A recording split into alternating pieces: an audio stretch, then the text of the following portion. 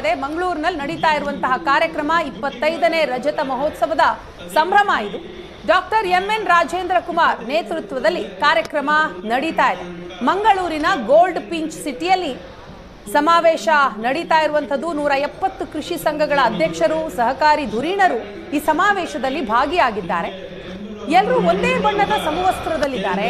1.5 ಲಕ್ಷ ಮಹಿಳೆಯರು ಭಾಗಿಯಾಗಿರುವಂಥದ್ದು. ಕಾರ್ಯಕ್ರಮದಲ್ಲಿ ರಾಜ್ಯಪಾಲ Thawar Chand Gehlot, CM Siddaramaiah, DCM DK Shivakumar ಭಾಗಿಯಾಗಿದ್ದಾರೆ. ಅದೇ ರೀತಿ ನಮ್ಮ ಆತ್ಮೀಯರಾದಂಥ RB ತಿಮ್ಮಾಪುರ ವೇದಿಕೆಯಲ್ಲಿ ಇರುವಂಥ ಎಲ್ಲ ಗೌರವಾನ್ವಿತ ಸಂಸದರೇ ಹಾಗೂ ಎಲ್ಲ ಶಾಸಕರೇ, ಮಾಜಿ ಶಾಸಕರೇ, KN ರಾಜಣ್ಣರವರೇ, ಜಿಲ್ಲಾ ಉಸ್ತುವಾರಿ ಸಚಿವರಾದಂಥ ದಿನೇಶ್ ಗುಂಡೂರಾವ್ ಅವರೇ, ಉಡುಪಿ ಜಿಲ್ಲಾ ಉಸ್ತುವಾರಿ ಸಚಿವರಾದಂಥ ಶ್ರೀಮತಿ ಲಕ್ಷ್ಮೀ ಹೆಬ್ಬಾಳ್ಕರ್ ಅವರೇ, ಅದೇ ರೀತಿ ನಮ್ಮ ಆತ್ಮೀಯರಾದಂಥ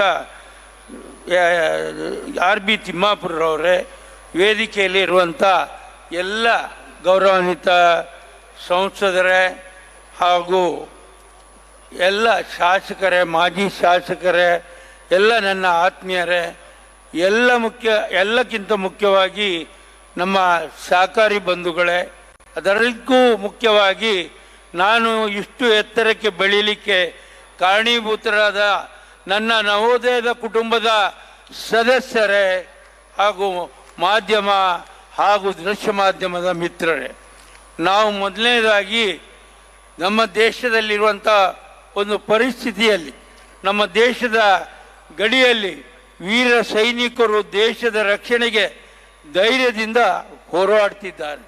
ಆಪರೇಷನ್ ಸಿಂಧೂರ ಮೂಲಕ ಭಾರತ ಭಯೋತ್ಪಾದನೆಯ ವಿರುದ್ಧ ಹೋರಾಡುವ ಈ ಹೊತ್ತಿನಲ್ಲಿ ಭಾರತೀಯ ಸೈನಿಕರಿಗೆ ನೈತಿಕ ಧೈರ್ಯ ಮತ್ತು ಶಕ್ತಿ ತುಂಬುವಲ್ಲಿ ದೇವರಲ್ಲಿ ನಾವೆಲ್ಲರೂ ಪ್ರಾರ್ಥಿಸೋಣ ಅನ್ನುವಂತ ಹೇಳಿಕೊಂಡು 1 ನಿಮಿಷ ಎಲ್ಲರೂ ಎದ್ದು ನಿಂತು, ಎಲ್ಲರೂ ಮಹಿಳೆಯರು ಎದ್ದು ನಿಂತು,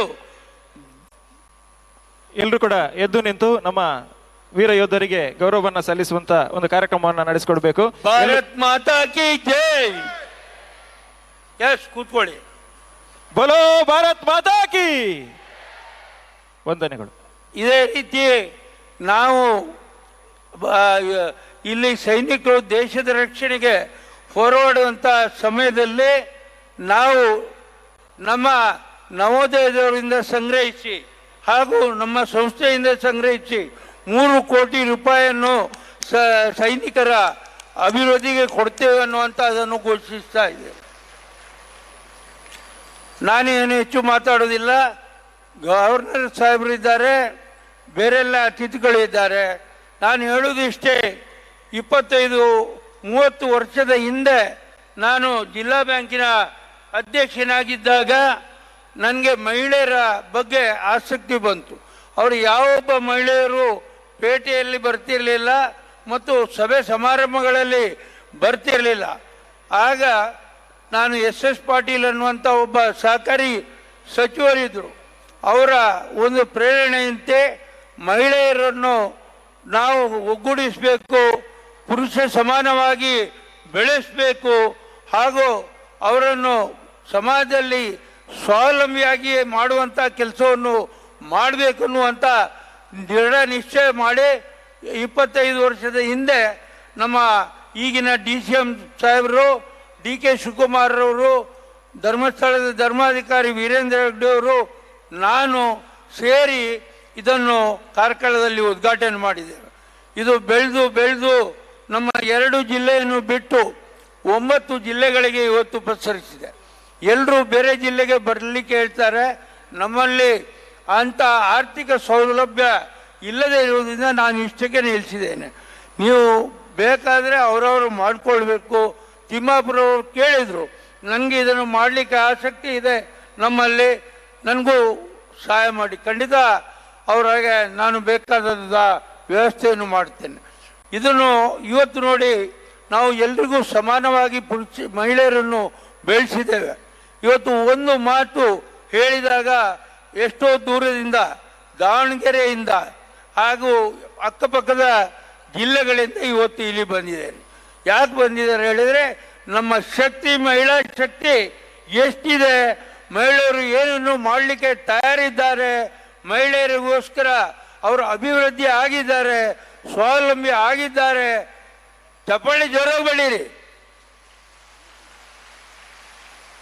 ಸ್ವಾವಲಂಬಿ ಜೀವನವನ್ನು ಕಂಡಿದ್ದೀರಿ, ಅದಕ್ಕಾಗಿ ನೀವು ಬಂದಿರಿ.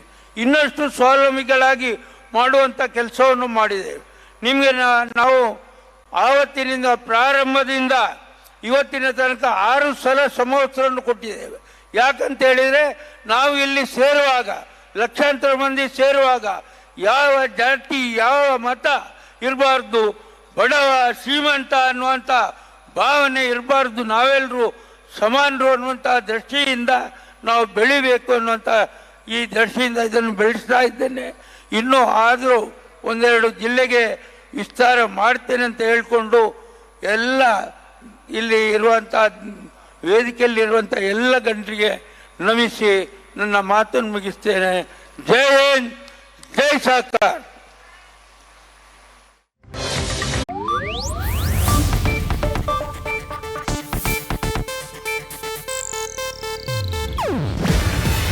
ಇದು ಏಷ್ಯಾನೆಟ್ ನ್ಯೂಸ್ ನೆಟ್ವರ್ಕ್ ಪ್ರಸ್ತುತಿ. ನೀವು ನೋಡ್ತಿದ್ದೀರಾ ಏಷ್ಯಾನೆಟ್ ಸುವರ್ಣ ನ್ಯೂಸ್.